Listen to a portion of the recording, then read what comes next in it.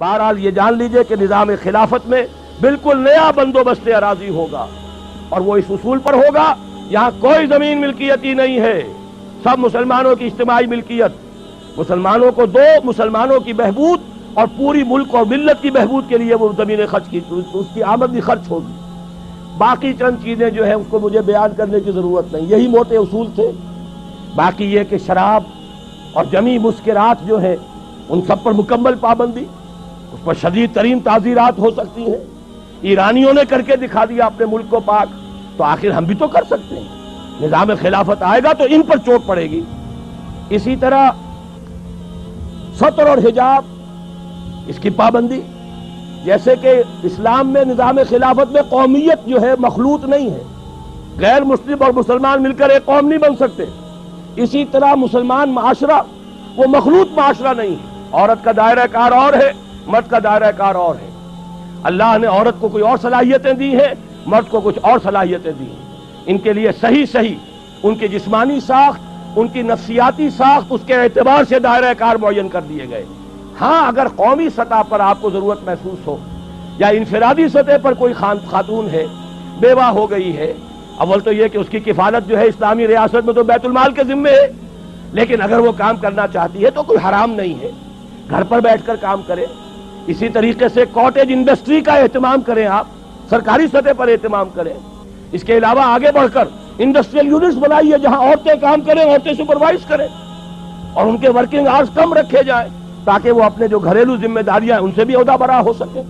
Where there از اے ول دیر از اے وے۔ آپ اگر school بنا سکتے ہیں لڑکیوں کے علیحدہ، کالج بنا سکتے ہیں، یونیورسٹیاں کیوں نہیں بنا سکتے؟ یہ کیا ضروری ہے کہ مردوں کے ہسپتال میں عورتیں نرسیں ہوں؟ کیا مرد نرسنگ نہیں کر سکتے؟ کیا فوجوں میں جو آخری یونٹس ہوتے ہیں، جو فرنٹ پر جاتے ہیں یونٹس، ان میں کوئی عورت نرس ہوتی ہے؟ جہاں کسی کا ہاتھ اڑ گیا، کسی کی ٹانگ اڑ گئی، کسی کے پیٹ کے اندر جو ہے جا کر کوئی ٹکڑا لگا ہے کسی بم کا اور آنتیں باہر آئی ہوئی ہیں، وہاں تو کوئی عورت نرس نہیں ہوتی، میل نرسز ہیں۔ اسی طرح یہ کیا ضروری ہے کہ پی آئی اے کے اندر ایئر ہوسٹسز ہوں؟ کیا ضروری ہے؟ میں آج ہی سفر کر کے آیا ہوں، آج میں دیکھ رہا تھا کوئی خاص بات تھی یا تو کوئی ایئر ہوسٹسز کی ہڑتال تھی، کیا بات تھی؟ کوئی ایئر ہوسٹس موجود نہیں تھی۔ آخر وہ مرد کام کر رہے تھے، اسٹوورڈز، ہمارے سامنے ٹرے رکھنی تھی کھانے کی، انہوں نے رکھ دی۔ تو کیا ضروری ہے کہ عورت وہاں پر کام کرے؟ آپ عورت کو کام دیجئے، ساری پرائمری ایجوکیشن عورتوں کو دے دیجئے، پرائمری لیول پر کسی مرد کو ٹیچر نہ رکھیے، ان کی صلاحیتوں سے بہترین فائدہ اٹھا سکتے ہیں، اس لیے کہ ایک میٹرنل انسٹنکٹ ہے ان کے اندر۔ اللہ نے صنف نازک کے اندر مامتا رکھی ہے، شفقت رکھی ہے، چھوٹے بچوں کو اس مامتا اور شفقت کی ضرورت ہے، وہاں اس کو صحیح استعمال کیجئے۔ تو جہاں بھی آپ کا کام، اصل میں بات وہی ہے جو میں یہ چند تیزی کے ساتھ اشارے کر رہا ہوں، where there is a will there is a way۔ ارادہ ہو جائے کہ ہمیں چلنا ہے شریعت پر، ہمیں پیروی کرنی ہے محمد کی صلی اللہ علیہ وسلم، میرا دعویٰ ہے۔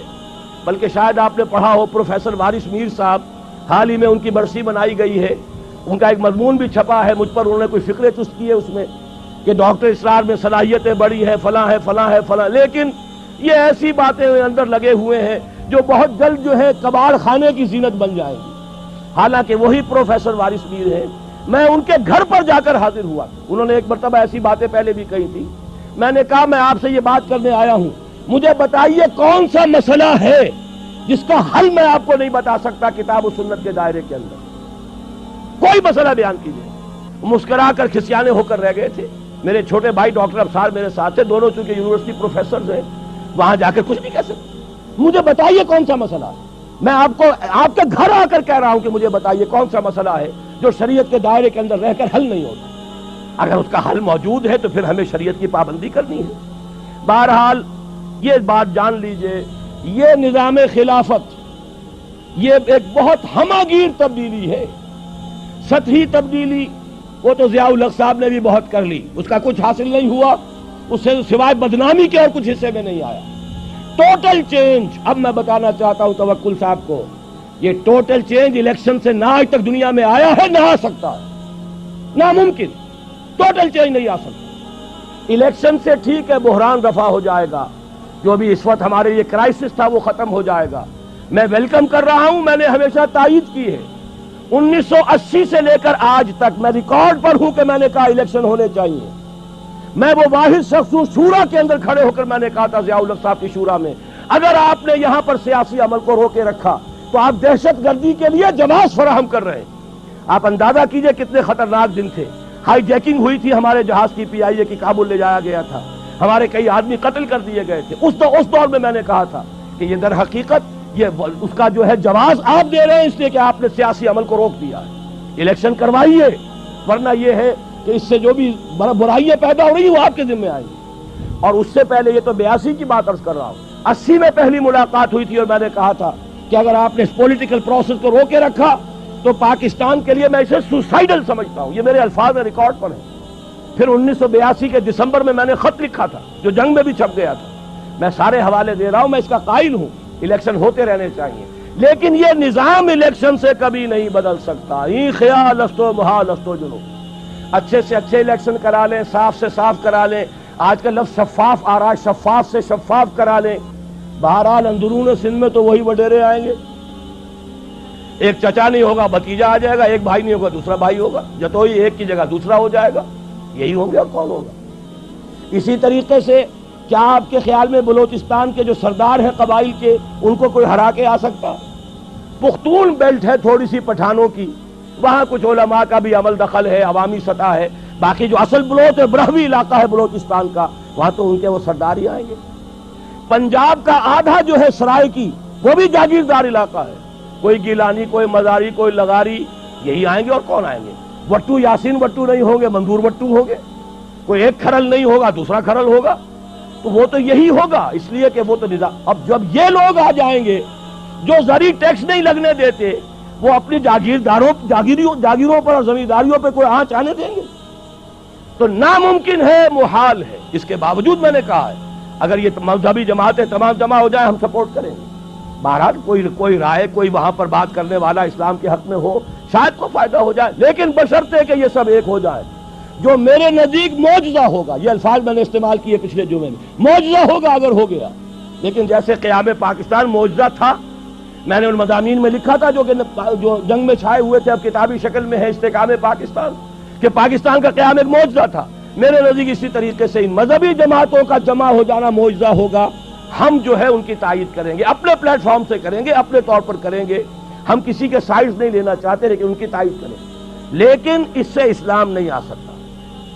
اسلام آئے گا اسی طریقے سے، لا یصلح آخر هذه الامہ الا بما صلح به اولها، اور یہ حضرت ابو بکر کی ایک تقریر کا جملہ ہے، جیسے حضرت عمر کی ایک تقریر کا میں نے جملہ سنایا آپ کو، من بایا خلیفتا عن غیر مشورۃ المسلمین فلا بیعت له، مسلمانوں کے مشورے کے بغیر اگر کسی کی خلافت کا جو بیعت کی گئی وہ بیعت صحیح نہیں ہوگی۔ اسی طرح حضرت ابو بکر کا قول سنا رہا ہوں، حضرت عمر کو جب انہوں نے مسلمانوں کے مشورے سے اپنا جانشین بنایا تو خطبہ دیا، اس خطبے میں آپ نے فرمایا ان ھذا الامر، مسلمانوں یہ جو ہمارا معاملہ ہے دین کا اور خلافت کا، لا یصلح آخرہ الا بما صلح به اولہ، اس کے آخری حصے کی اصلاح نہیں ہوگی مگر صرف اس طریقے سے جس سے پہلے حصے کی اصلاح ہوئی۔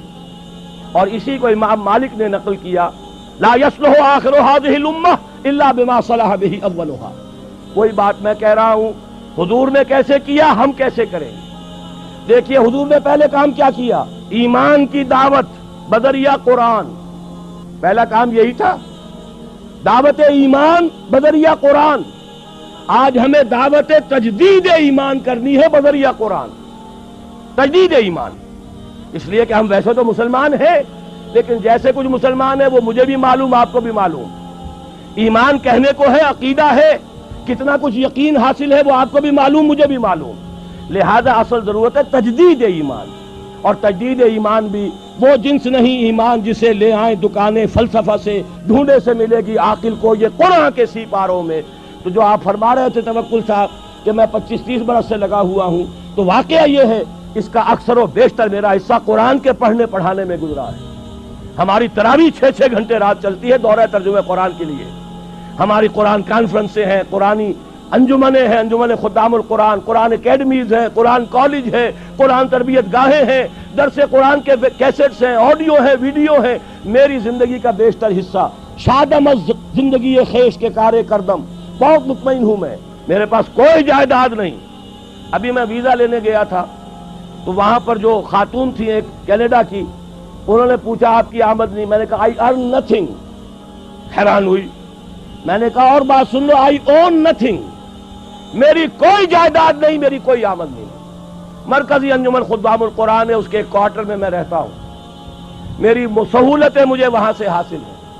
2 وقت کی روٹی یہ میرے بچے ہیں جو کنٹریبیوٹ کر دیتے ہیں، اس سے میں کھا رہا ہوں. اس لیے کہ میرا ایک مکان تھا، وہ میں نے بیچ کر ان کے لیے چھوٹے چھوٹے 3 کمرے کے 4 کوارٹر بنا دیے ہیں، اور وہ ان کے نام کر دیے. میرے نام پر، میری بیوی کے نام پر 1 پیسے کی جائیداد نہیں، کسی کمپنی کا کوئی 1 پیسے کا حصہ نہیں، کہیں میرے پاس کوئی بانڈز نہیں. اللہ بچائے رکھے اس لعنت سے.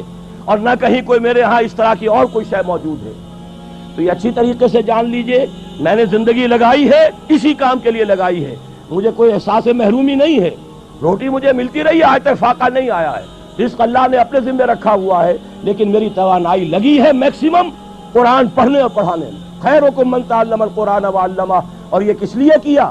جب انجمن خدام القرآن لاہور کی قائم کی تھی، اس کے دیباچے میں لکھ دیا تھا کہ میں صرف انجمن بنانے کا قائل نہیں ہوں، میرے پیش نظر اقامت دین کی فرضیت ہے، میں ایک جماعت قائم کرنا چاہتا ہوں. یہ پہلا قدم ہے مرکزی انجمن خدام القرآن کا. اور یہ 1972 کی بات ہے، آج سے 21 برس قبل کی جو میں آپ کو بتا رہا ہوں. بہرحال پہلا کام وہی ہے جو حضور نے کیا. فرق یہ ہے وہ کافر تھے، انہیں قرآن کے ذریعے سے ایمان کی طرف دعوت دی گئی. ہم مسلمان ہیں، ہمیں قرآن کے ذریعے سے تجدید ایمان کی دعوت دینی ہے. مرحلہ ایک ہی ہے، اس میں کوئی فرق نہیں. نمبر 2، وہ جو حدیث میں سنا چکا ہوں، آمرکم بخمس بالجماعت والسمع والطاعت والہجرت والجہاد فی سبیل اللہ. اب جو لوگ واقعتاً شعوری ایمان اختیار کریں، شعوری طور پر فیصلہ کریں کہ مسلمان جینا ہے، مسلمان مرنا ہے، ان صلاتی و نسکی و محیای و مماتی للہ رب العالمین، یہ طے کریں نا پہلے. صرف جلسوں سے تو نہیں ہوگا، یہ تو ہوگا تو پھر کچھ کرنے سے ہوگا. اور کرنے کے لیے میدان میں وہ آئے جو پہلے اپنی ذات پر اپنے گھر میں دین نافذ کر چکا ہو. اگر یہ نہیں ہے تو جھوٹا ہے، فریبی ہے، اسلام کا نام لیتا ہے. تو اپنی ذات پر اپنے گھر میں اسلام قائم کرو اور پھر جڑ جاؤ. ایک مل جل کر ایک جمعیت بنو، ایک طاقت بنو، ایک قوت بنو، جماعت بنو، حزب اللہ بنو. آمرکم بخمس، میں تمہیں 5 باتوں کا حکم دے کر جا رہا ہوں. جماعت کی شکل میں رہو، جماعت بھی ڈھیلی ڈھالی نہیں. بالجماعت والسمع والطاعت، سنو اور اطاعت کرو، لسن اینڈ اوبے. ایسی منظم جماعت. یہ منظم جماعت کیا کرے گی؟ ہجرت اور جہاد. ہجرت کے بارے میں پوچھا گیا، ای الہجرت افضل یا رسول اللہ، اے اللہ کے رسول یہ بتائیے سب سے افضل ہجرت کون سی ہے؟ فرمایا ان تہجر ما کرہ ربک، ہر اس چیز کو چھوڑ دو جو تمہارے رب کو پسند نہیں. یہی وجہ ہے میں نے جب جماعت تنظیم اسلامی کے نام سے قائم کی ہے، اس تنظیم اسلامی کی جماعت میں جو عہد نامہ ہے اس میں شمولیت کا، اس کی پہلی شق یہی ہے، انی اعاہد اللہ، میں اللہ سے ایک عہد کرتا ہوں، ان اہجر کل ما یکرہہ، ہر اس چیز کو چھوڑ دوں گا جو اسے ناپسند ہے. یہیں سے شروع ہوگی ہجرت. اسی کو کہا ہے یہ سب سے اونچی ہجرت ہے، افضل ہجرت ہے. اور اس کے بعد جہاد ہے، تن من دھن لگاؤ اللہ کے دین کے لیے، اللہ کے دین کی سربلندی کے لیے. اور اس کے 3 مرحلے آئے ہیں ہماری ایک حدیث کے اندر. تم میں سے جو کوئی بدی کو دیکھے، حدیث بہت عام ہے، سب کو یاد ہوگی، اس کا فرض ہے طاقت سے روکے، اور اگر اس کی ہمت نہیں ہے زبان سے روکے، اس کی بھی ہمت نہیں ہے تو دل سے نفرت ضرور رکھے. اور یہ ایمان کا کمزور ترین درجہ ہے. ظاہر بات ہے اس جماعت میں، تنظیم اسلامی میں، اس حزب اللہ میں، اس خلافت کو قائم کرنے والی آرگنائزیشن میں وہی لوگ آئیں گے جنہیں بدی سے نفرت ہے اور نیکی چاہتے ہیں کہ قائم ہو جائے. وہ معاونین کی تحریک ہم نے رکھی ہے، تحریک خلافت کے معاونین. تنظیم میں آنے کے لیے بیعت ہے، بیعت سمع و طاعت فی المعروف. شریعت کے دائرے کے اندر جو حکم دو گے مانیں گے. وہ حکم کوئی بھی ہو، ہماری طبیعت کے مطابق ہو یا ہماری منشا کے خلاف ہو، شریعت کے خلاف نہ ہو تو مانیں گے. یہ ہماری بیعت ہے تنظیم اسلامی میں شمولیت. پاسے پاسے چلی جوانی،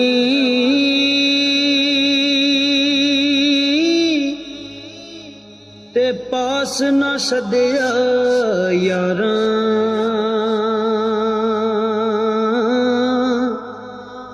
ساتھی کون محمد بخشا، درد ونڈے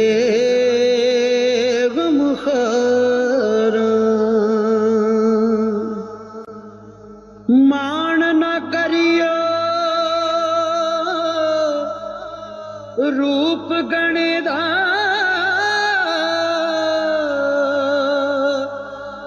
ਤੇ ਵਾਰਸ ਕੌਣ ਹੁਸਨ ਦਾ। ਸਦਾ ਨਾ ਰਹਿਣ ਸ਼ਾਖਾਂ ਹਰੀਆਂ, ਸਦਾ ਨਾ ਫੁੱਲ ਚਮਨ ਦਾ। ਸਦਾ ਨਾ ਰਹਿਣ ਸ਼ਾਖਾਂ ਹਰੀਆਂ, ਸਦਾ ਨਾ ਫੁੱਲ ਚਮਨ